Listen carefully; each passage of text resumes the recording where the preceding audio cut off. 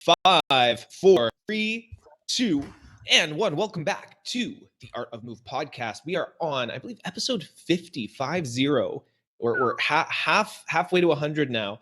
With myself, Anthony Manuel, my good friend, Dr. William Raybar. We're still trying to find the grand unified theory of human movement and biomechanics, and we're joined today by Kieran Woodward. He is a British Ghanaian personal trainer who specializes in functional training, pain-free movement, boxing, and mindfulness meditation. Overcoming his autism with sport, biomechanics, meditation, and more, his ultimate aim is to live life to the fullest by being the healthiest he can be in body, mind, and spirit. What's up, man? It's so nice to have you on the podcast with us today. Hey, man. Yeah, definitely. I've heard a lot of good things. Obviously mixing in a lot from different biomechanics, different functional training, a lot in general. So it's nice having a unified theory of not just biased to one reason. You're listening to what people are saying and allowing yourself to actually listen to it, decide what is good, and then discarding what you think is not in your case, but you're listening to people, which is nice. I'm glad you think so. That's really the point of the podcast, is to open the discussion as much and listen to what everyone has to say and see how it all overlaps. That's the whole idea of finding a grand unified theory, is if you're not listening to other people, then you're not going to find any useful information, man. But rather than try to read a bio that you sent me, why don't you tell people about who you are, what you do, what journey you took to get there? I know you work as a coach, as a personal trainer. You have even a personal trainer hoodie on right now. So how about you tell us a little bit about your journey to how you got to be where you are right now, and what inspired you to do the work that you're doing? So I go for a short and a long term, or which one? Well, you just give us the whole picture, man. We're here to learn about you today. So a lot of this happened when I was like 5 years old. I got diagnosed with Asperger's syndrome, which now would be autism. It's level 3, I think, ADHD and ODD. So a bit of difficulty for me growing up, but then I learned early on. And then bit by bit, I had lots of energy. I just had lots of energy, like as a kid. So all the parents can probably know that a kid with a lot of energy is a lot of hard work. And I'm still a lot of hard work, but I like it. I've kind of tuned things in from there. Especially one of the things I used to do early on was run. And I used to run a lot barefoot. I used to run in the garden, and just move around and just do a lot. So a lot barefoot, hence why I'm looking down, almost like the Ethiopians and the Kenyans used to do.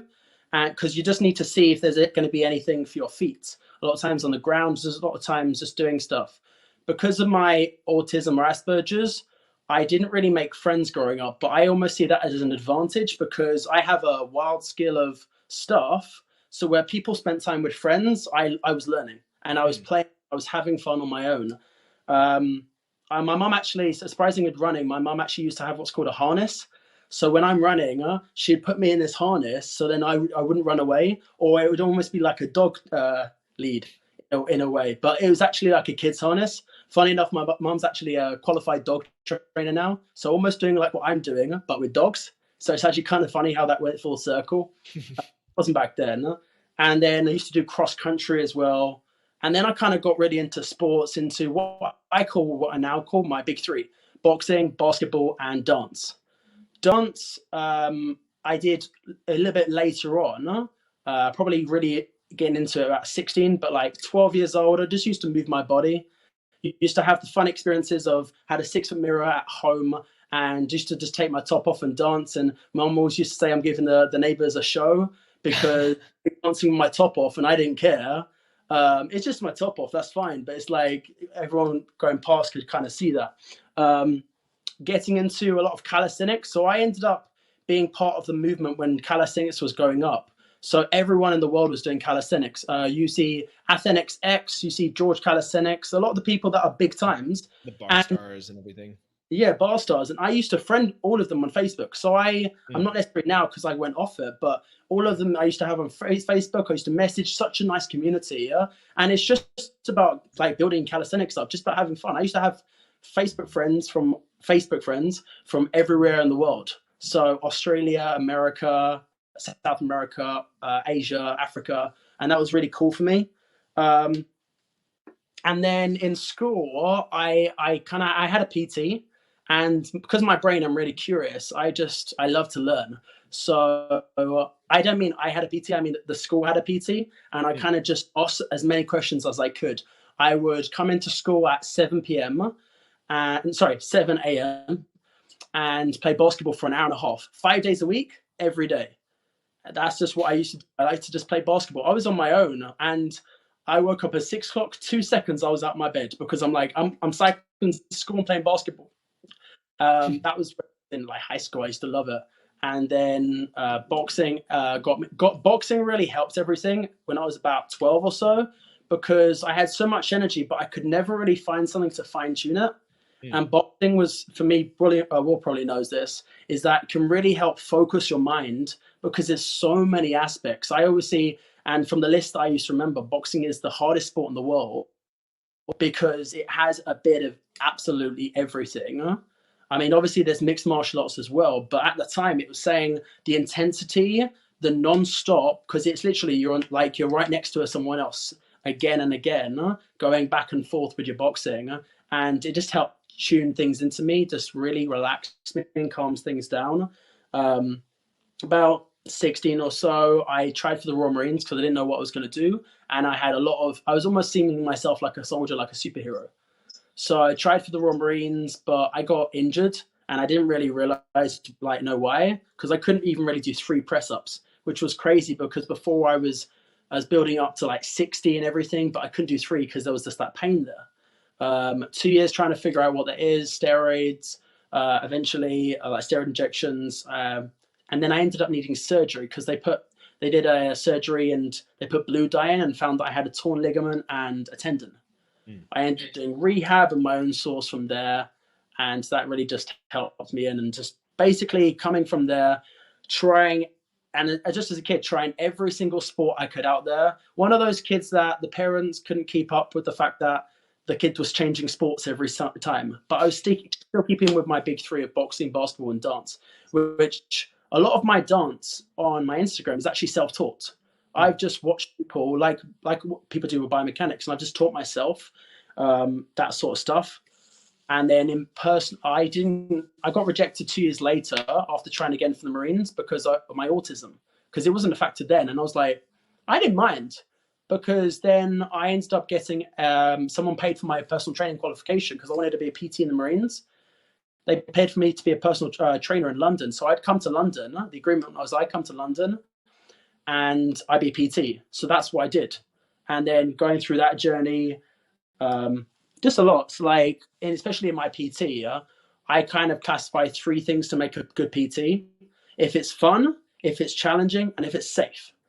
So like for me, if you don't have the first 2, people go for nights out and they go to have fun. So as long as they're having fun, almost like the Handcraft was saying on one of your other podcasts, if you're having fun, you're gonna want to do it. You're gonna want to train, because training is not seen as an enjoyability. But how come a lot of these sports is not training, but it's playing, but it's exercise? I didn't see it as exercise because I just saw it as movement, and it was just fun that way. I ended up going into the route of meditation, personal development, because I'm insured to do both as well as PT. As I am a boxing coach as well. So I've been so for a while, and ended up coming off the route of that, but still interested in biomechanics. So like I was saying to Will in the DMs and before I even heard about GOTA, in sports, I looked at a sport, cycling, I looked at Lance Armstrong, basketball, Michael Jordan, LeBron James, just the best at the time. Running, Eliud Kipchoge, the guy that can now run a sub 2-hour marathon. And I would look at it, slow motion it, and figure out what they were doing that was correct and just copy it, because they've gone on a system and they've gone through their entire life to the point that they're the best in the world. And I'm almost like, let me just short track this. Let me just do what you did. And I didn't really get injured doing that, but I did get compensations. And I didn't train. I didn't like training. As a PT, I didn't like training. I trained my clients doing traditional lifting, like weightlifting, bench press, deadlift, but I didn't like doing it. I'd do it if my mates were doing it at the time, so like my work colleagues, but I didn't like training. It coming full circle into that, from there, moving around a little bit, doing different things, training in like big expensive gyms, which people are people at the end of the day. And then I tried out for a gym in somewhere called Bulgari Hotel, and it's all around the world, and especially the Europe and that area. And inside it's called a Workshop Gymnasium. And there was a guy called Matt in there. Matt used to do flowability. And at the time, I saw him as the best personal trainer in the world. If I wanted to be the best PT, I wanted to be him. I wanted to do what he did, because when I saw him, he didn't just tell me about PT. He told me about all of the intricate parts of the body, like a physio, but more into detail, saying about the blood work, saying about all the nerves, knowing what everything is. And I'm like, damn, you know your stuff. And then came almost like to like the last couple of years, I found Matt ended up changing from that to flowability. And in my head, I'm like, you've changed flowability. Flowability must be better than you did. So I got into it. I wanted to end up doing it. I ended up doing it. I ended up training with Kieran, that you had on here as well. Great guy. And then I ended up talking to other coaches, because of flowability, you end up talking to people like you do on here, and you kind of just get rolling. And then one of the guys called Thaddeus Harvey introduced me to One of a Kind Fitness. So I wouldn't have known about it otherwise. And he'd done flowability, and there was some things that weren't as up to date or weren't as, so he still had some injuries and some pains that he wanted to do. And he was doing One of a Kind Fitness as one of the things. And he's like, trainer, like as much as you can do all this research and everything else, just train with the person and you'll know what they do. So before I was training with him, because I was trying to get finances and things right, I looked through every single possible system that I could. And I mean, kind of anything. I looked at all rehab, all performance, every single thing under the sun. How I found about FP, GOTA, the Foot Collective, about DNA, DNS. I ended up doing a course called the 5 Primary Kinetic Chains. I was ended up messaging Devon from last year, and then he was just, because he's such a nice guy and talking, he would give me little bits here and there, Spinal Engine, different people about GOTA, about Gotkel methods. And I used to research, and I almost have an ability for learning what people learn in years, in months, because I cram things in and I'm so intense with that, that I cram so much in that I learn what people learn in years and months. And that kind of, I looked at every single thing out there, and I would ask Devon, I would send him things and I'd be like, what do you think of this? What do you think of that? After every single thing me looking at, I couldn't find anything better. So then I ended up training with him. And that's kind of coming to where we are now. Into one of the quotes that I like is, absorb what is useful, disregard what is not, and add what is specifically your own. And for any kind of trainer or any movement coach or anything, I kind of think that's what we're all doing. And the big thing that people kind of have beef nowadays is the add what's specifically your own. Because as soon as you create something, everyone has their word. But it's like when you're in science. If someone comes out with a new paper, the point is to disprove it. If you don't disprove it, then it's good, and then you can keep that science. That's a lot of the reasons why what has stayed the test of time with science has. And yes, some of it is outdated, because obviously movement training isn't all science, but that's where it is. And Devon would use what I call another big three, science, evidence, and experience. He would explain things to me scientifically, what things are about. He would have evidence to like back it up, like using things like GOTA and different things, just the analogies, because I learned, and then he would use the analogies to help. And then also experience. He did it himself. He went the route what I did. He was hypermobile. He did all the sports and everything, and he's doing what he is now. And he's really athletic for what he's doing. And yeah, that's kind of where I am now, in the sense that I'm using, based on the fact that Devon taught me, so I trained with him, based on the fact of that and me asking a zillion questions every single day, as I do, which he probably knows. Well, he does know the fact that there's just so much of the time. It got less and less, that I train all my clients with it now, because I believe that it's the best thing out there. And I feel I can train anybody now. If they're a kid, if they're an elderly person. My youngest client was 15. I've trained younger before when I was helping out with kids stuff. My oldest was 78. And I've trained someone who you'll probably hear about later, who had a car accident and couldn't really walk without the walking sticks. And also I can train athletes. So it's almost that big thing. And one thing I kind of go by is, it's the tree analogy, and something that Christian Louboutin actually said is the fact that if you grow the roots down deep, like really deep, you won't see it come out first. But when you do, or when you sprout out, you'll be able to withstand anything.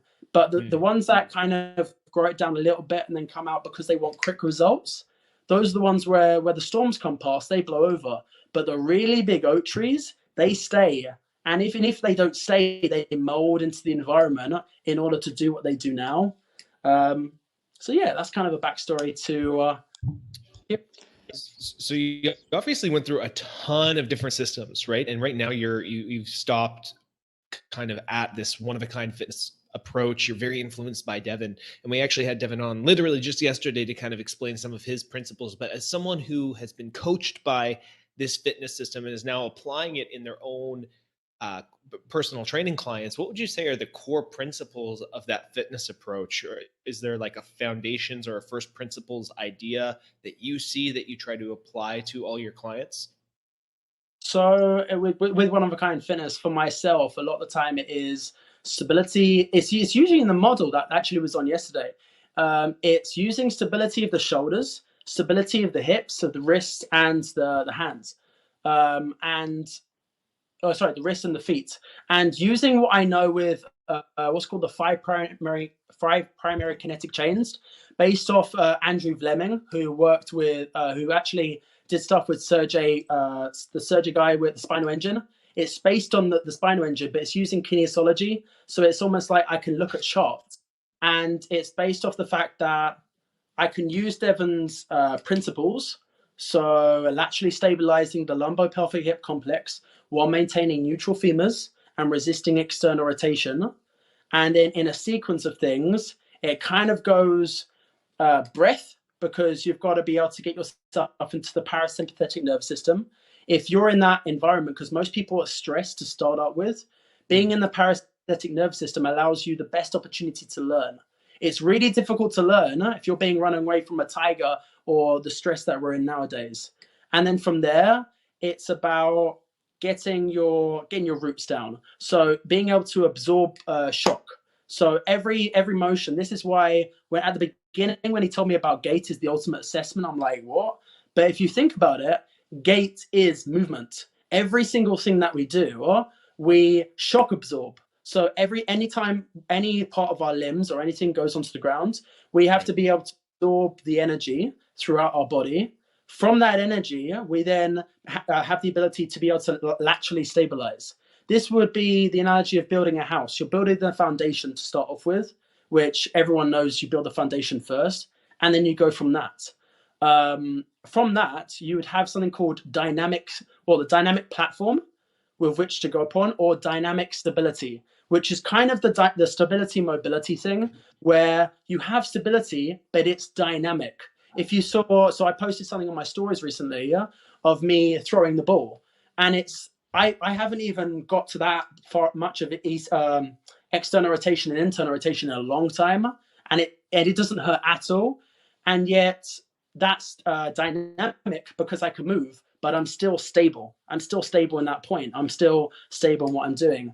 And then from that, I almost see it as like a resistance band, in the fact that once I've got this platform to work on, then I can store and release elastic energy. So in things like Gote, it would be the bow and some other systems and whatever you're doing. But it is storing, releasing elastic energy, which once you've got this dynamic stability, this would be the isometric. Your whole body is isometrically engaged. So you're in your stable points, and then you can go from there. You can move from there. You can go and punch from there. But the punching per se, you've got this energy stored.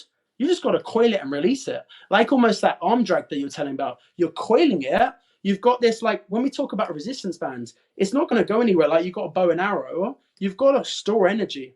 And like actually the analogy with a door like Devin's got. So I can even show something that's here. So the analogy, if you can see here, that this is already coiled. You just store the energy and then you release it. And then from there, you've got the byproducts, which is a lot of the things Devin came up with. So you've just got that dynamic platform, that dynamic stability, and then just coil it and then release it. you wouldn't throw it through. That's where the whole concentric thing kind of goes out the window, because if you're going to squat down, that's coiling it, that's storing the energy, and then you just release it to come back up. So I use the 5 primary kinetic chains, which is based on the spinal engine, and then use that with one of a kind fitness's principle of laterally stabilizing the lumbo-pelvic hip complex while maintaining neutral femurs and resisting external rotation, if that answers the question. Yeah, I mean, that does answer the question. First off, you're the first guy to ever send me a movement resume. Yeah. The first DM I got of you, I got a resume. I'm like, this guy just sent me his resume. I'm like, what is going on? And then I looked at it for 2 minutes. I'm like, oh, actually, this is pretty good. I should get one myself, right?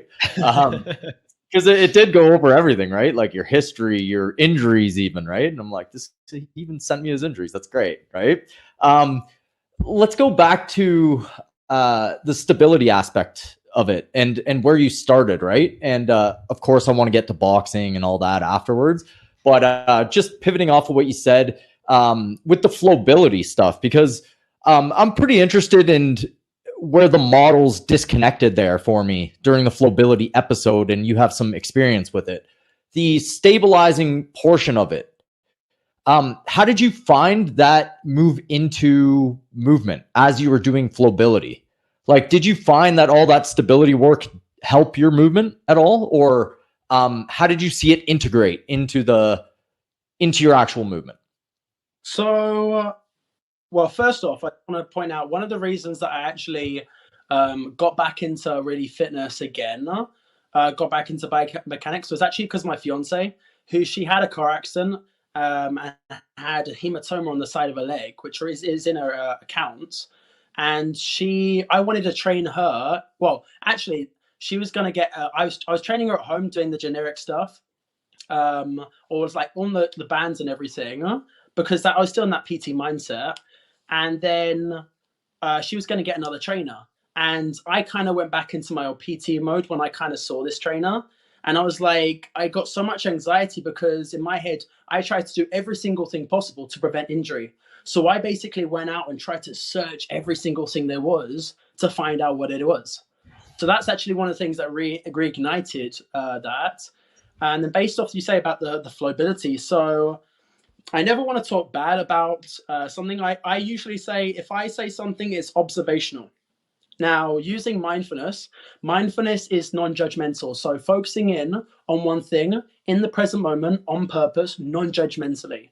So non-judgmentally is not that saying something bad or good.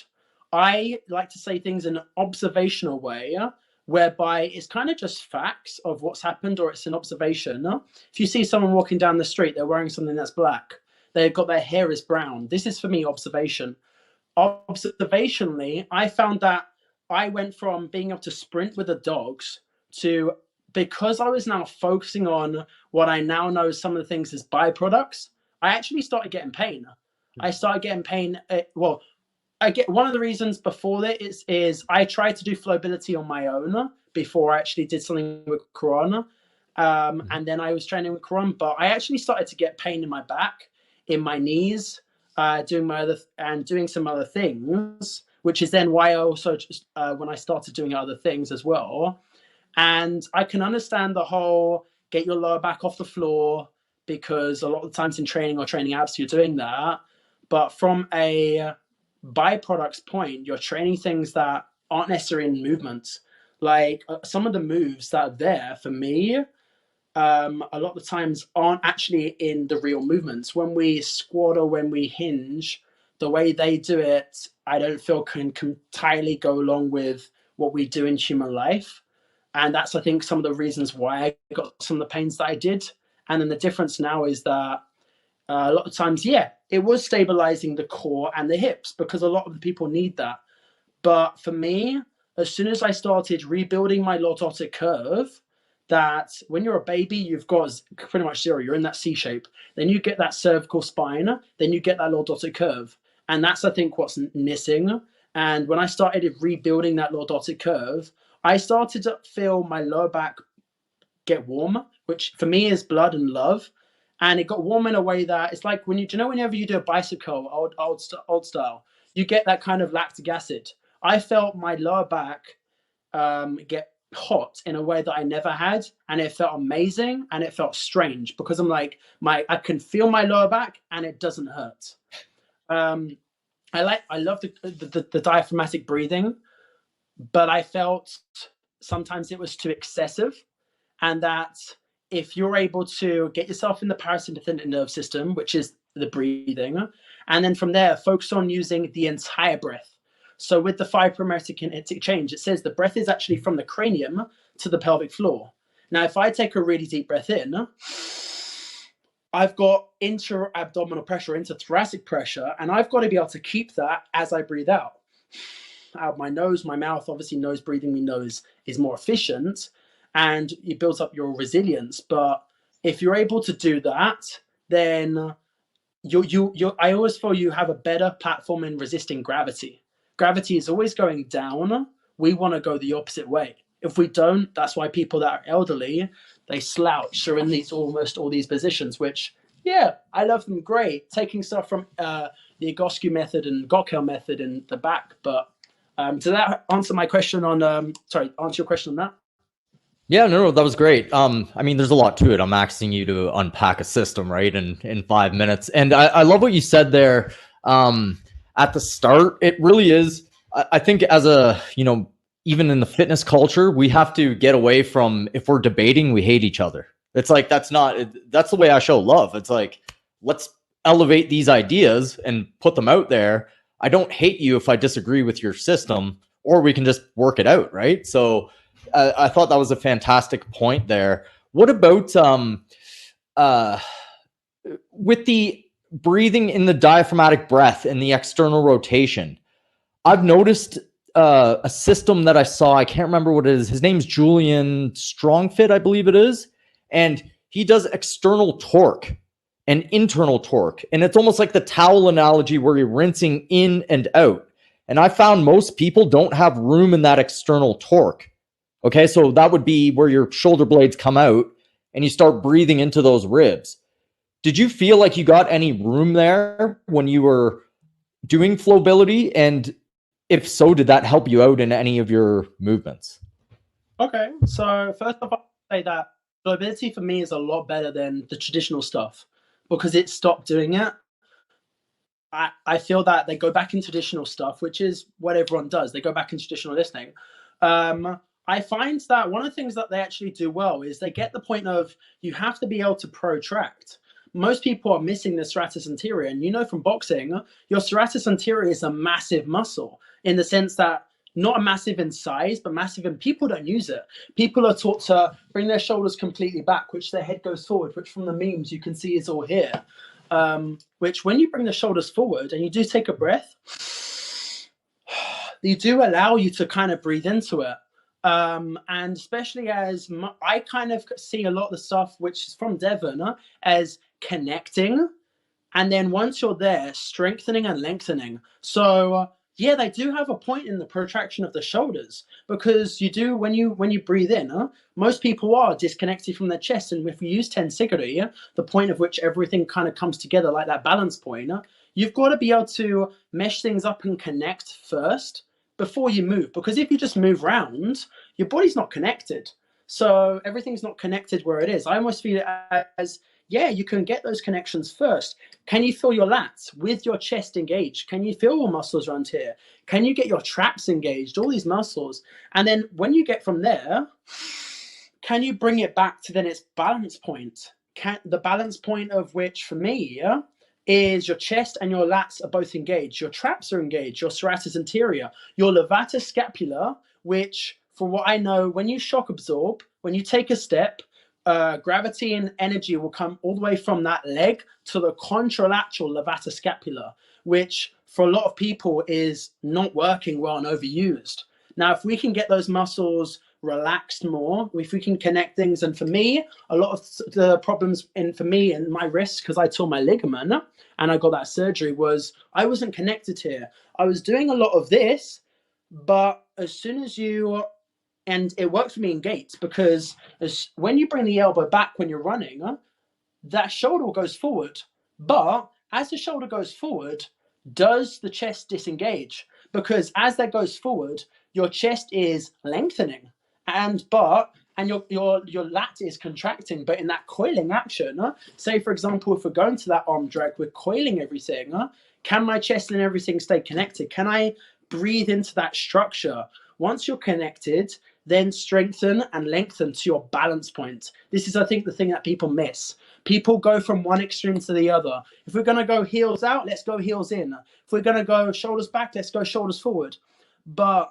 And this is something that I think works for life. So with meditation, everything, balance is the key.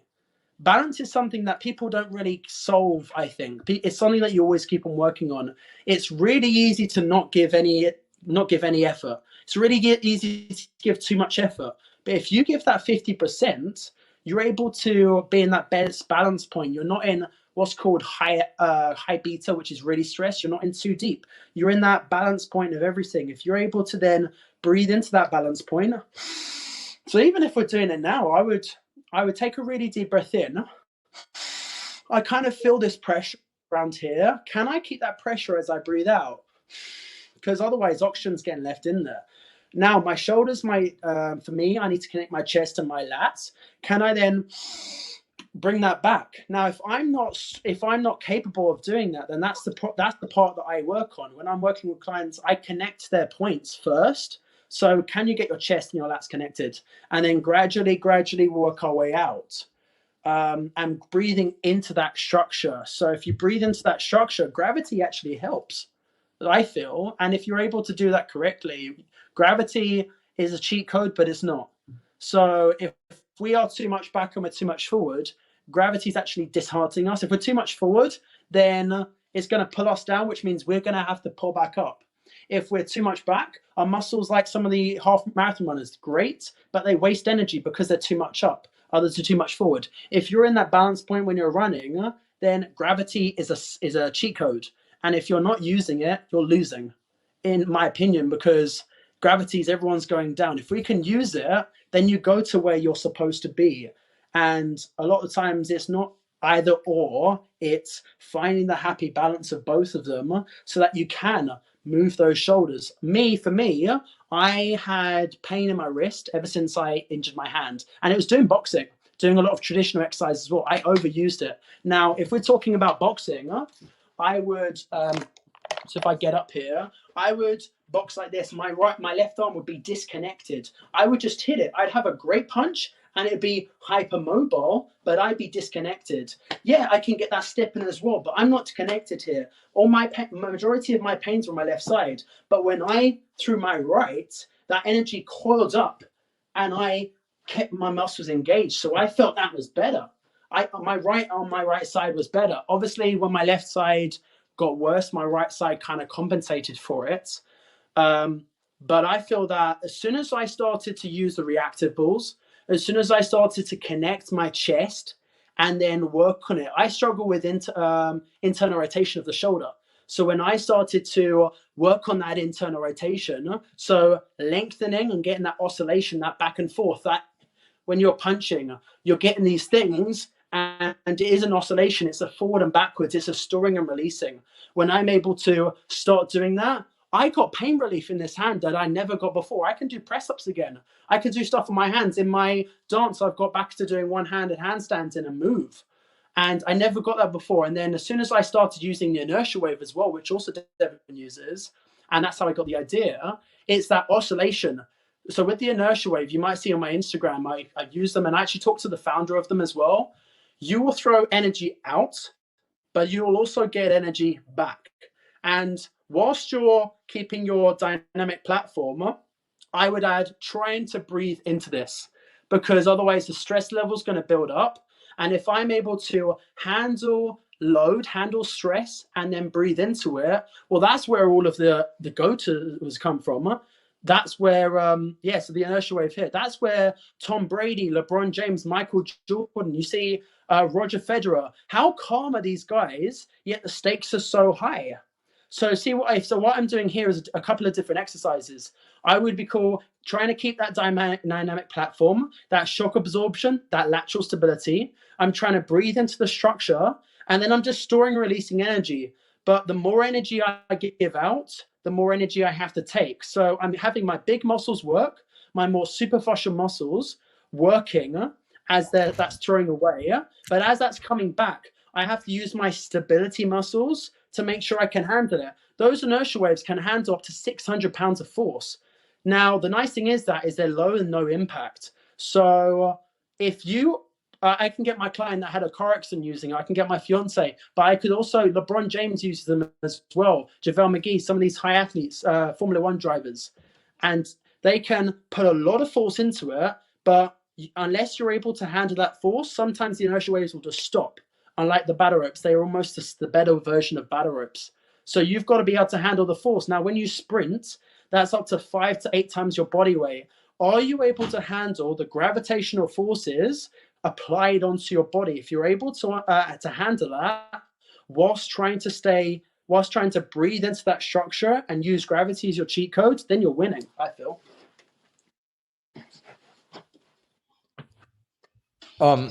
Yeah, like I agree kind of like with all that. I'm taking the inertia wave in. I like this. I used to like the battle ropes. I don't really go to the gym anymore, so I've been out the game for a little bit, but yeah, this stuff looks great. I like the action reaction. In general, I like anything that's almost like breathing in, out, yin yang, a dipolar energy. This stuff looks great. Yeah. I think one of the cool things that this sort of trains, we talked a lot about how we don't necessarily think about flexing muscles as much. We're thinking about in terms of like in movement. Yeah, there is like a co-contraction sequence that happens, but you're focusing more on that deceleration and elastic recoil. This, you're still resisting forces and you're still snapping things back, but it's not, it's not that concentric dominated action. You're focusing on deceleration, and it's dynamic stabilization as opposed to like, putting your arm out and doing a plank or something. There's that deceleration component, that recoil component that you're starting to build in terms of capacity. I think that's pretty interesting. Yeah. So, do you work any, like, let's say movement pressure weight, like outside of boxing, dancing? Is that your expression of movement? Or do you like, cause I know the attributes byproducts, right? Like we can talk about that a little bit. The attributes, let's say, is what you're working for, right? You get the byproducts with your movement. So do you express your movement in boxing, dance, and basketball, and that's that? Or do you practice the actual, let's say, kind of like WEC method where you're doing ropes and practicing a spiral? So for me, and when I really come down to it, I'm trying to just get into the movement, because the way that the pyramid kind of goes, that a lot of them start out with, you start with the foundation, you then go to that strength aspect, and then from there it's skill. Now we know there's people that are boxing coaches that just do boxing because the skill of it is so hard. So when I'm doing that, I'm focusing on the skill. Now, if you can see from this one as opposed to the other one, I've got more lordotic curve, I've got more glutes, and yet I didn't really train weights for it, which is surprising because people think, oh, you need to train weights to get that. You need to train concentric hip thrusts and everything. So I see it as the byproduct. When I'm running, especially one of the most things is when I dance, because when I dance, I have a series which I call Letting Loose and Dancing to How I Feel. I think that's how I call it. And it's dancing careless. Now, the more I've got into doing these movements, the better I control. Now, I can have better control of my left arm now because I can access the muscles. I have better mind-body connection. And I just use that. And then when I train, I train.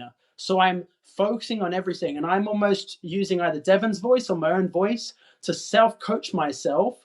I'm using different styles of learning. So I'm using kinesthetic by feeling, auditory if I've got a mirror, if I've got my eyes on something, if I've got a camera. I'm using my hearing. Can I hear my breath? Can I hear my, can I even hear my joints move around? Can I feel my joints move around? So I'm using all of these things encompassing, and it is that training to optimize the body, and then you just go and practice it. Because if you go and train what you're doing when you're having to think about it, now you're then starting to do that isolation again. Now I can focus on a 1-2 uppercut, move around. And that, to be fair, you need a lot of concentration to get that correct.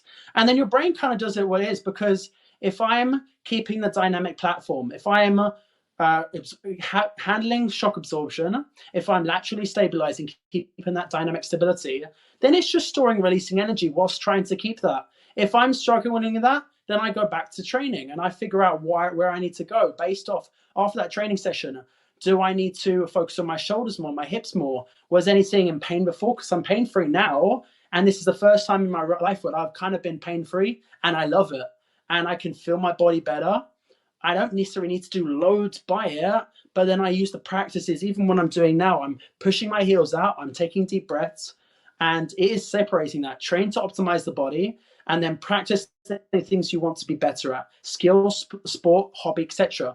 Because, like, for example, in Africa, do you think they think about what they're doing, or the indigenous tribes? No, they just do what they do. They go into that deep squat, they hinge. Some African countries, they're hinging for 8 hours a day. Some African countries have no back pain, and yet they are not putting to the constraints of the Western world and the industrial age. So they don't really need to train, because exercise is movement. And because we have limited our movement, because we are more desk orientated, that I feel makes us need to do the exercise to compensate for that. But if you're moving all the time, then you don't really need to do it. Now, for actual athletes, you'll see everyone does training and then their sports, training and then their sports, training and then their sports. So if you just do it in that way, if you train and when you train and you can train what you need to in the sport, but when you just do the sport, you just let loose, and it's not letting loose vigorously. Obviously, you watch yourself. Are you in the ability so that you can go full power? Because if I was to go full power and I'm not ready for it, then that's just inconsiderate of me.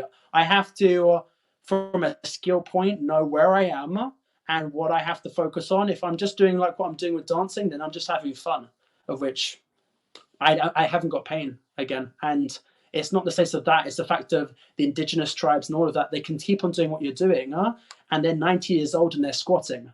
Now that says something, I feel. So basically what you're saying is you will train to gain the qualities of lateral stabilization, stabilizing the hips and the shoulders and all that stuff, and then you don't think about that. It becomes unconsciously competent. Then you have these bodily attributes so that you can just go not think about the things that you're thinking about while you're training, because you're training these qualities into your body. And then when you go do your movement practice, then you have these qualities that you just train into your body that will translate to your movement practice. Is that kind of what you're getting at?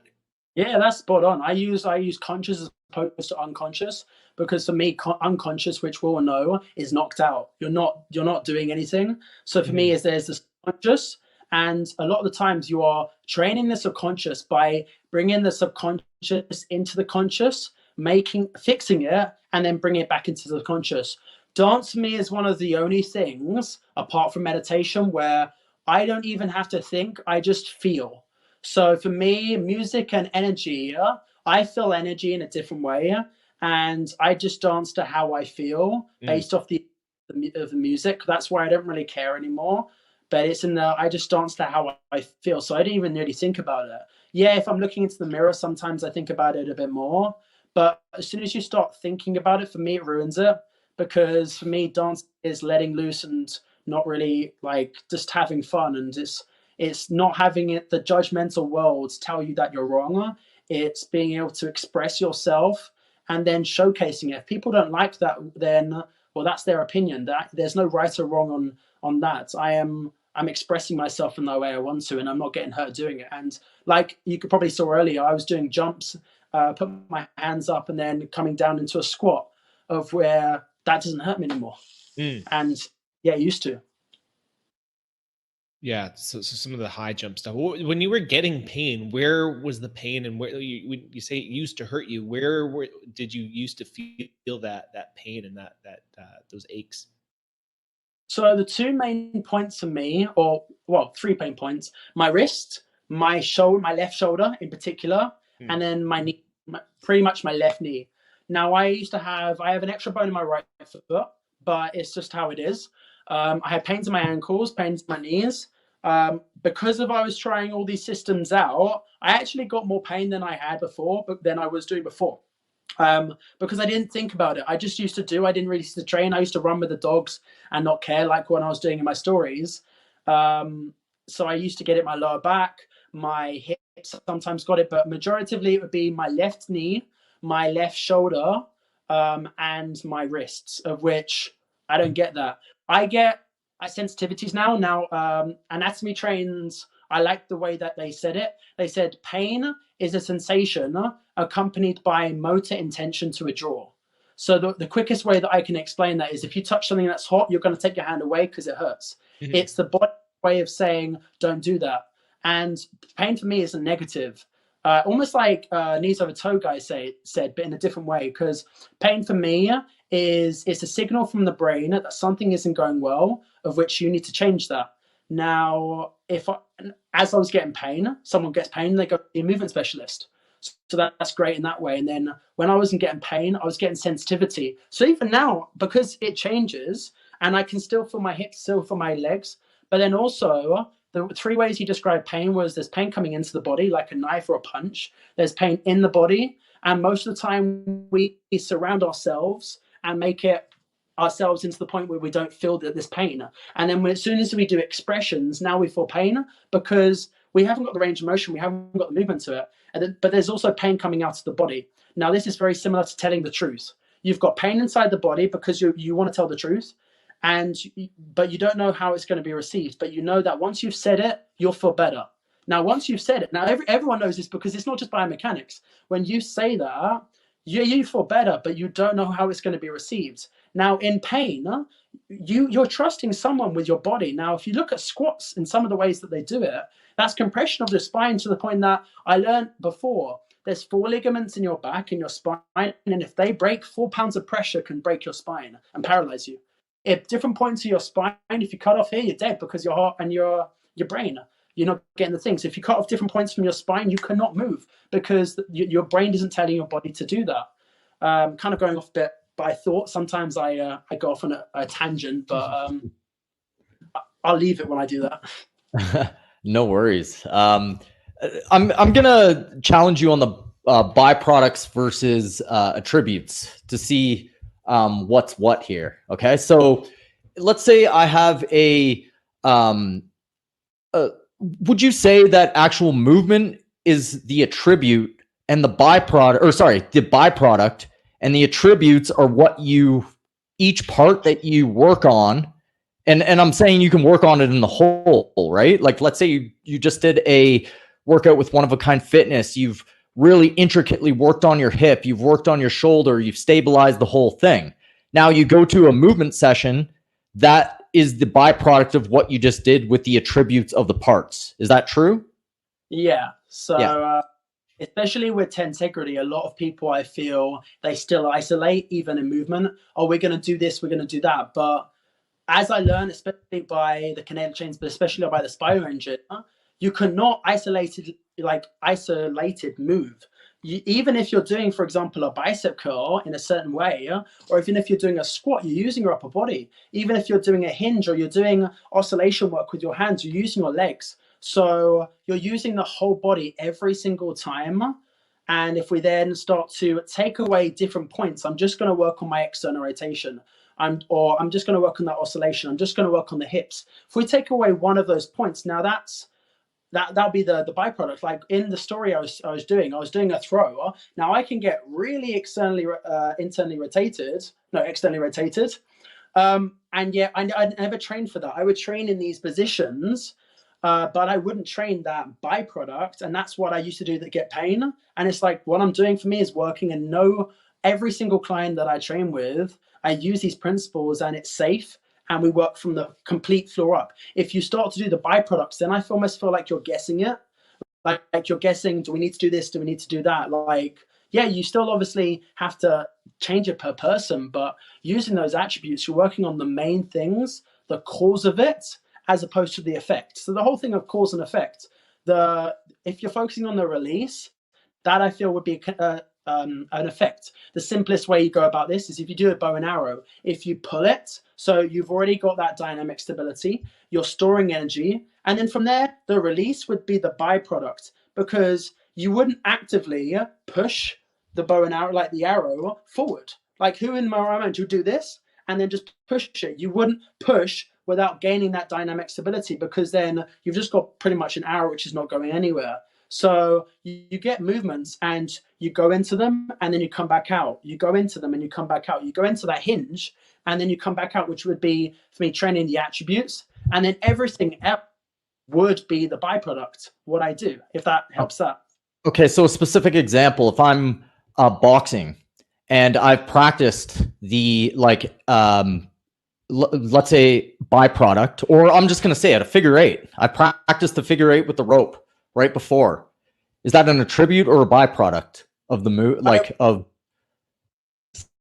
would see that as if you're doing a motion where you are storing and releasing elastic energy, you are training the byproducts. So in that figure eight, you are doing a complete cycle, which would be like gait and movements, I would see as byproducts.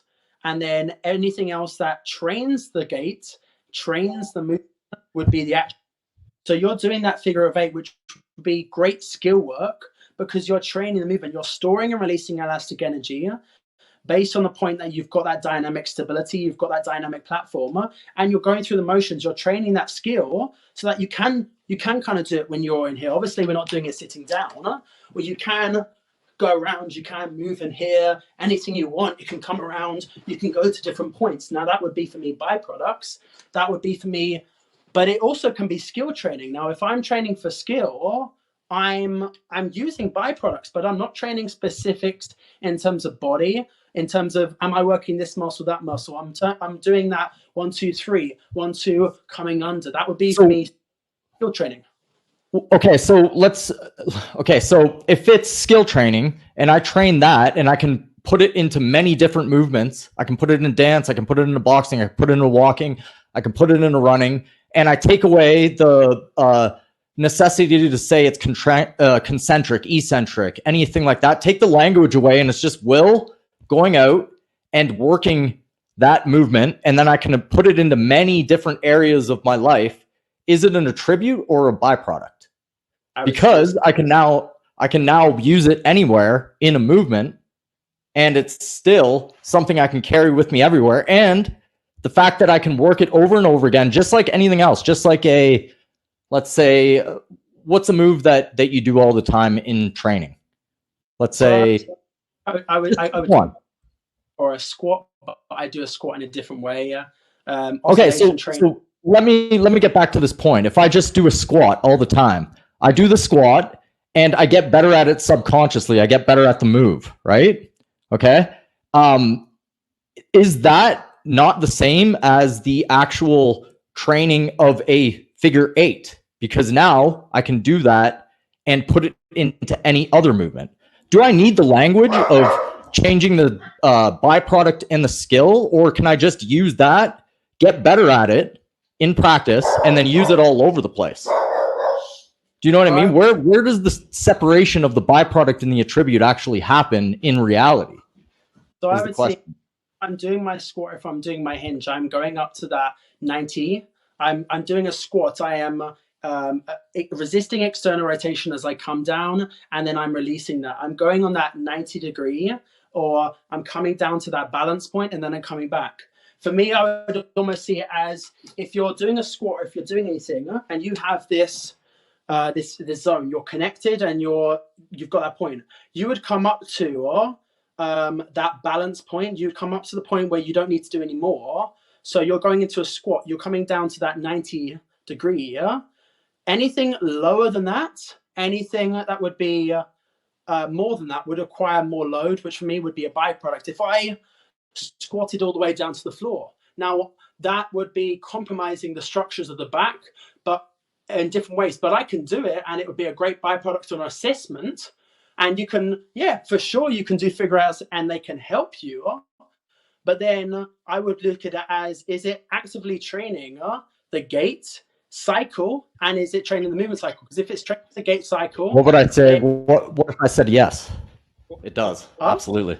So I think the question, and I'm gonna interject just because I'm seeing a bit of a disconnect in maybe the streams of logic here. I think what Will is trying to ask is there a situation where repetitively practicing a byproduct in a movement context and refining your capacity to move in a way that the byproducts, like the active intention to emulate good mechanics in what you consider a byproduct, could that affect an attribute?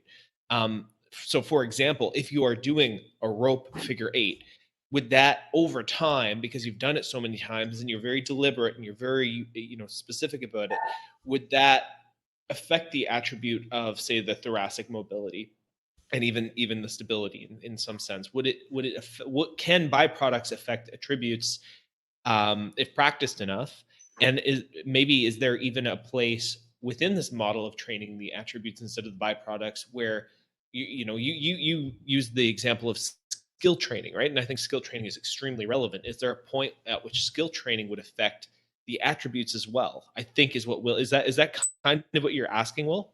Yeah, like kind of, but let's take stability and mobility out of this and just say that I'm practicing something, I'm getting better at it, it's affecting a part of my body, and that part of my body is now moving better to allow me to move better. So I've now made the attribute what would be considered, from what I'm hearing, a byproduct into an actual attribute. And I can do it in the movement and repeat it over and over again. And my body has now adapted both structurally, mechanically, and neurologically to it. Does it now become an attribute? And I'm not saying I would train this in a beginner, but at a higher level, can the attributes, like I just mentioned, or byproducts become attributes? So I'd almost see it as if you're training it and it goes to long-term adaptations that will stay, then that's it, attributes. If you're training something, and I've done it before in a lot of stuff, I would have quick releases. I would have things that would help my gait short term, but is it going to help my gait long term? And is the side effects going to help that? Because boxing is great, and there's things that we can do that can help it. But from what I know, just me practicing some of the skill training, some of that negatively affected my gait and my movement, of which I had to then stop doing stuff. I see it as if you train the attributes, you're able to do everything else, which would be a byproduct, and long-term effect, you'll be able to do it for how long you wanted. Yeah, you could do that. Like, for example, skiing. Like, I know because you skiing. Skiing, I remember you talking about it on one of your podcasts. You're doing that recode in order to help yourself. Now, what we do a lot of the times isn't natural. If we're going to fighting for me is not realistically a 3-minute and then a rest. You're fighting to the death. Like, that's the way that things used to be. If you go by like anthropology, that's the way that it is, of which is survival mode. And when you're in survival mode, you're not really able to learn as much, because if you're in the parasympathetic nervous system, you have better ability to learn. It is very difficult to learn in the sympathetic nervous system. It is possible, but for me, is it like boxing, dancing, all of that stuff? It is great, but what are the long-term side effects? It isn't natural because it has been humanly created.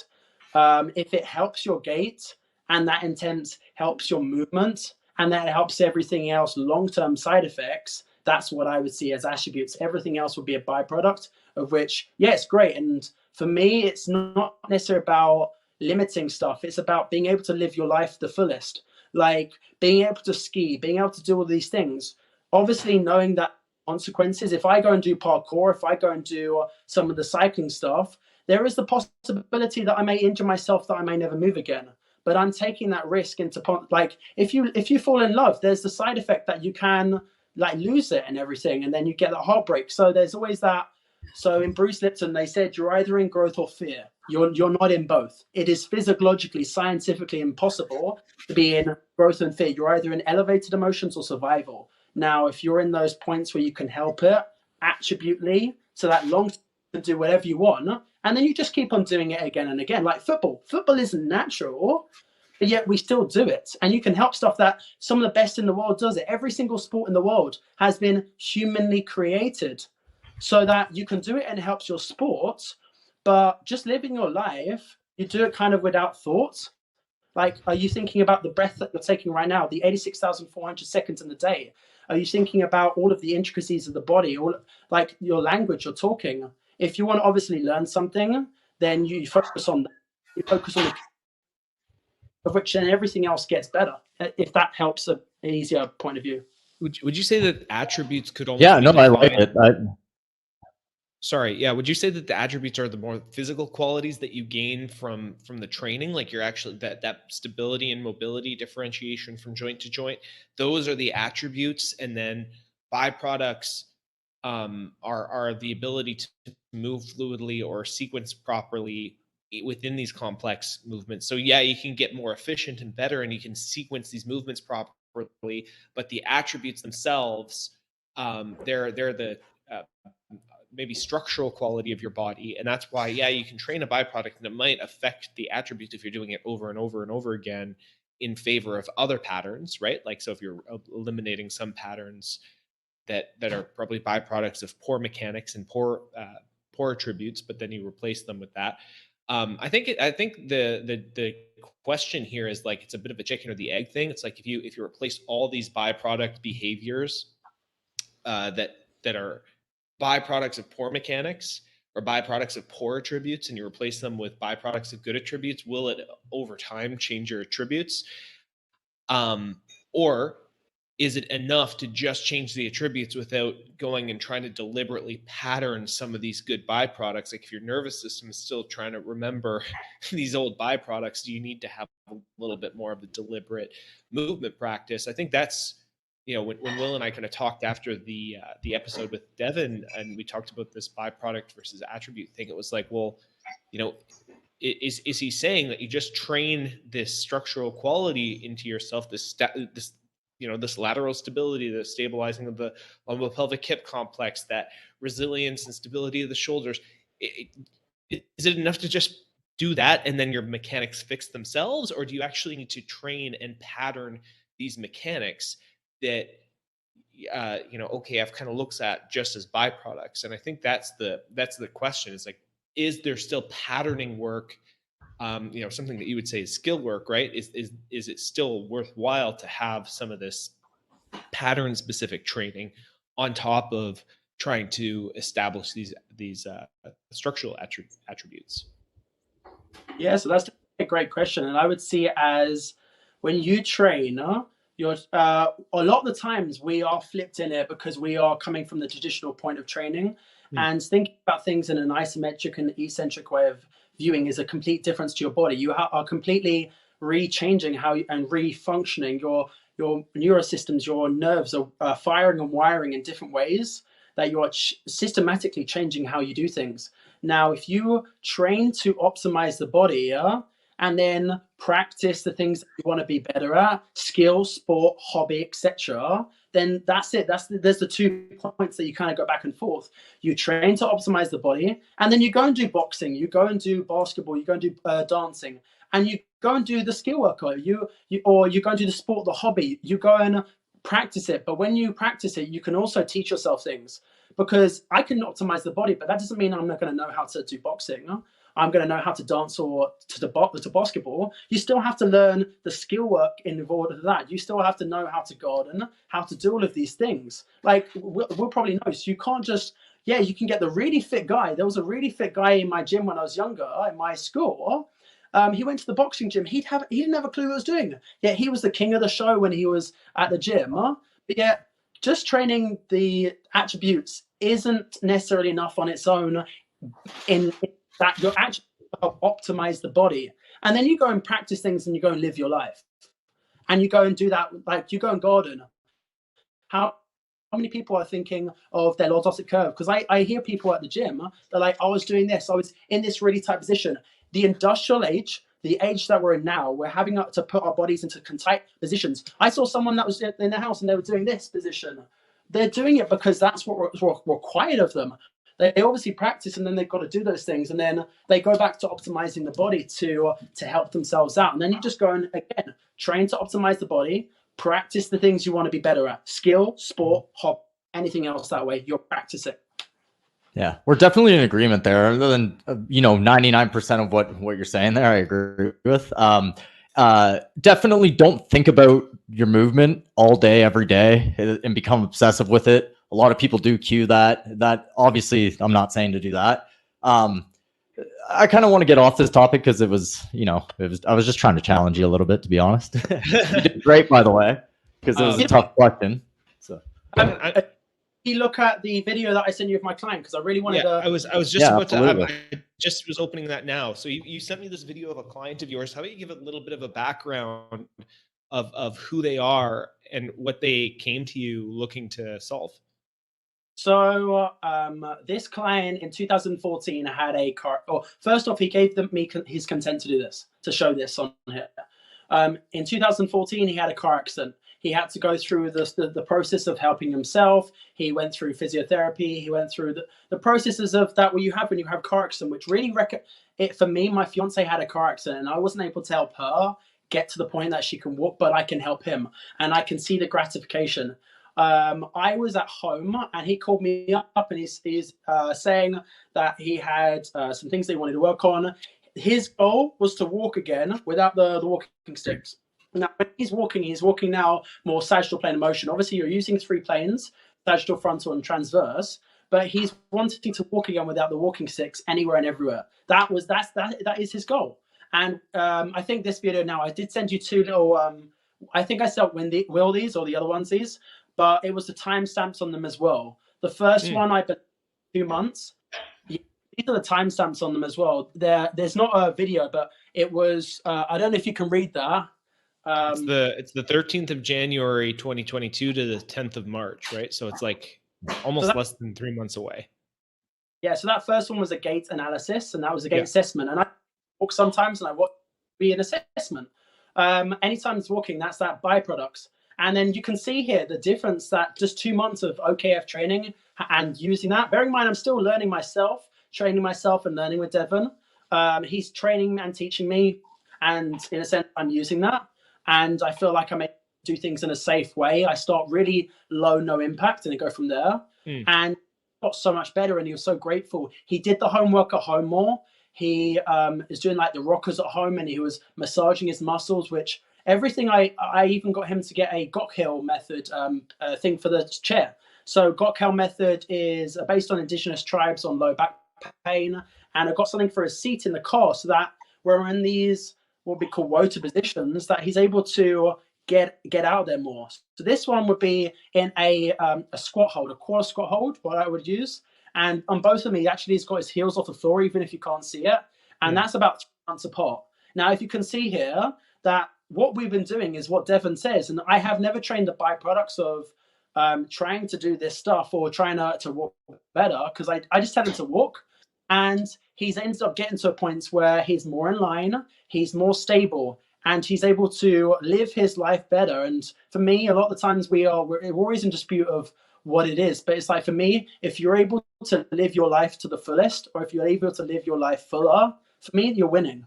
Anything else than that. And yeah, his other things in his life, even when he's washing dishes, he's moving around, his family's seeing it, he's happier, he's healthier. That's helping other aspects of his life he's doing.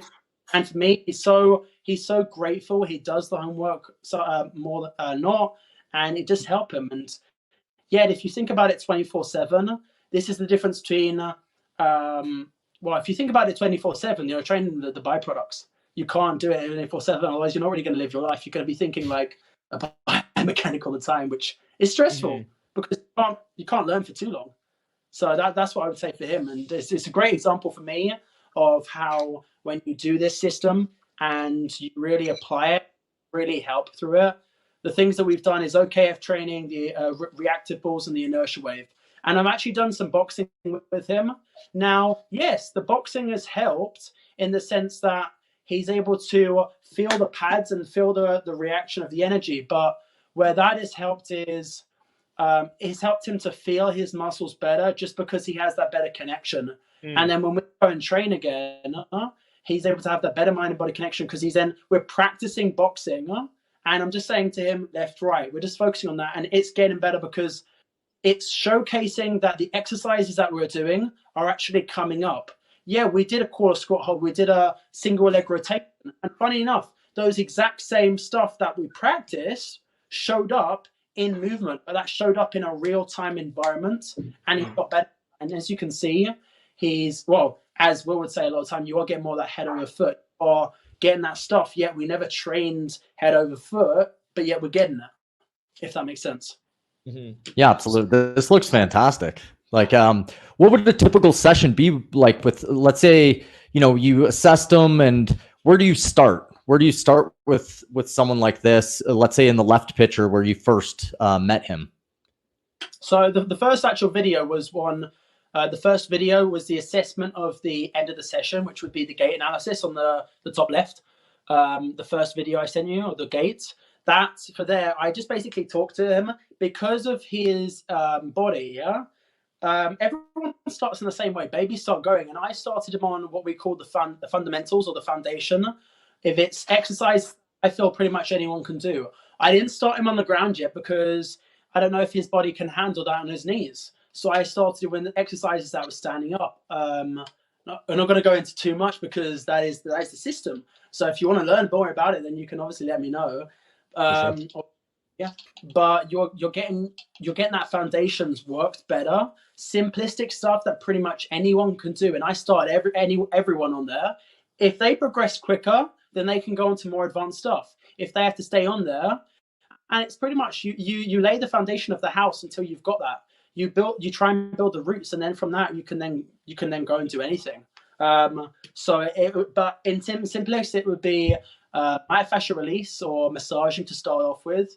We'd work on that, building that dynamic platform, being able to handle shock absorption and build lateral stability from that. And then when it gets more intricate, comes storing the energy. And then you just go back to reset, storing the energy, going back to reset, because not training the attribute of the release. Because when you fully release in running, you don't just go back to, you can't go back. Like if you're sprinting and then someone just tells you to stop, you don't just stop. You'd be on a complete different cycle. So you're having the oscillation work of the thoracic, you're having the hips work as well. So you're storing the energy, and then you're just going back to that reset. And it is that thing again, building the dynamic platform, helping that dynamic platform to get more dynamic stability, and then just work on the individual storing the energy, and then go from there. And every single time it gets better. I used to do 2 sessions a week. I'll do 3 sessions a week, and each one is different. And it got to the point now that I'll do exercises with him, and it's not as planned as before. And based on the first exercise, I go, okay, we're going to do this. Okay, we're going to do this. I have a bunch of different exercises that you don't use in the gym that all help. And I go and just pick any one for today. We're going to do this. We're going to do that. And then it works on that. And then I do the assessments because we've got to walk to places. So instead of using the walking sticks, I just walk without the walking sticks, or we just go that from we walk. And then I assess every single time we do that. We do the exercise. As he walks, I assess. And I've recorded the process more sense that he can see it himself. I can do the side-by-sides. And for him, I've recorded it more than others just because but at the same time, I've learned so much from him, because you really realize how important the shoulders are to gait, how important everything is into gait. And as I've been training his gait, I've been learning more about myself. I've been learning that, damn, that like Devin has said stuff to me, but it hasn't always clicked in the sense that sometimes it takes a while to understand it, because you're starting on, he says things simplistically, but sometimes he says stuff that I didn't even know about. And then when I'm training with him, I'm like, oh, I can see that. And then I can just see stuff that I'm missing. I'm doing my movement, and I'm like, oh, I can see that. That helps. That's what I've got out there. And it's really starting that ground, like that foundation, and then building up from there, which for me, if you can train a kid, an elderly person, someone that needs rehab, and an athlete, if you can train that and you start so low that you can do it with anyone, then from there you can train anyone. And then from there you just build it up to the point where wherever they want to be to help their life. If they want to be an athlete, if they want to just walk. Now for me, a life is a life. We all have a life, and we all want to live it. We want to be happy. You want to be elevated emotions. You want to be gratitude, feel love, feel that warmth. And if he's able to feel it better, then that's my goal. Cool. Well, I'm going to wrap up with just a quick little rapid fire in terms of practical stuff that people can apply from your journey. If people wanted to kind of start with learning how to stabilize the things that they need to stabilize and how they can start to integrate, are there daily practices that you recommend, or simple exercises that a person can get started with to feel this viscerally in real time? So in the future, there's going to be stuff that's going to be sent out in terms of a programmer, not from me, from Devon, that is going to be able to help people. So that massively is going to be able to help when it comes out, of some other stuff. And then for me, a lot of the times it's relaxing. It is focusing on, getting a little bit of myofascial release and learning about the body. The more you learn, for me, the more you can help. So every single time I train a client, I teach them, because one, I want them to be able to do it on their own, and two, if they can understand, then they can help themselves better. Because there's about 7 different ways of learning, and I do it in every single way. Start out with a little bit of myofascial release. Breathe into the structure. Whenever you're training anything, try and figure out how you can feel the ground better.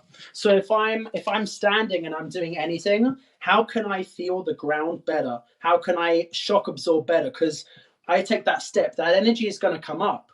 Now, when I'm in here, I've already absorbed that energy of shock absorption. Now I've got to be able to laterally stabilize. Can I get my lateral stability muscles, my adductor, my glute med, my quadrilateral QL, my lats, my chest, my levator scapulae with my traps? Can I get them all working? Can I get myself to that balance? If you need to get your chest a little bit tighter to connect that with your lats, then go for it, and then try and work on that movement from there. Putting a little bit of oscillation work. The reactive balls for me are amazing, and breathing into that, the inertia waves, of which you can, One of a Kind Fitness has that, and I've got a link for inertia wave on mine, on my fiance's website, on her Instagram. And then from there is doing exercises that, would be the attributes, which a lot of the time, this is where you kind of have to train with us. Either train with either Devon and do OKF exercises, train with him and able to do it, or use his information. He used to have a members page. Now that's changing. So a members page where he used to teach exercises, you used to just subscribe to that, and then you'd learn. Or in the future, there's other stuff coming out. But just for now, feel how you can feel the ground better. Like what I'm doing now, how I'm sitting, that would be a byproduct, because I'm not thinking about it. I'm not laterally stabilizing myself. I'm just sitting in it.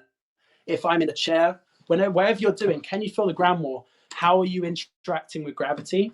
Are you slouching? Are you basically, and now here's the big thing, and it's really easy to understand. Are you leaning or are you balancing? The easiest way I could explain this is, if I'm holding onto a wall, can I control the movement, or do I have to come out of it? If any points you are what I call leaning, then you are negatively affecting yourself. You can't. So if I'm here, then I can come straight up. Mm-hmm. If I'm slouched down, now I have to get myself into position. If you are balancing straight off, you go and do things on a whip. Whereas if you're leaning on something, like if I'm here in the chair, if I'm leaning on the side, because we all do this. We all have our hips over, we are here. The more you lean, you're letting gravity win. So you've got to think, can I balance my body more? If I'm balanced, I can bring off this leg and this leg. If I'm touching the wall, I can take it off at any point. So if you're balancing on things, ultimately you'll get better so much quicker, and then from there it'll help. That's huge. And I like that idea of your resting positions always having a next move available rather than having to reposition and then getting up. That's actually a huge, like the leaning versus balancing. That's a really cool, again, I like to look for what Will calls low-hanging fruit for posture benefits and for structural benefits. That sounds like a really good one. Just make sure that you're not leaning, that you're actually balancing. Even if you're at rest and you're allowing yourself to settle into like a centered form of gravity, to just have that next move available right away. So Kieran, man, thanks for jumping on with us today. You can find Kieran's information at Kieran Woodward Coach on Instagram. Is there any other place that you want people to go check you out to learn more about your work? So for me, it's my Instagram. DM me. I put stuff on there. A lot of the time it is myself, and I'm trying to get some more lives going out so people can see that. If people obviously want to train with me, I can sort of offer that way. But yeah, it's my Instagram to make me know of that, and just want to help people live life to the fullest, in my opinion. Super cool, man. Well, thank you so much for joining us today, for talking about your journey. This has been super, super cool. Yeah, this is episode 50 of The Art of Move. You can follow me at The Body Moves on Instagram. Will is at The Art of Move. And again, you can follow Kieran at Kieran Woodward Coach on Instagram. Thank you for listening. If you're here for 50 whole episodes, you've listened to every one, guys. Thank you so much for joining. This has been an absolutely wild ride. We film these on nofilter.net, where you can interact live in real time, ask questions, and we'll catch you on the next episode. Thanks again for joining us, man. This was super fun. That was awesome, absolutely. Kieran. Super informative. Amazing. Love to have you back. Yeah, 100%. And we will. We'll continue this conversation. Catch you later, guys.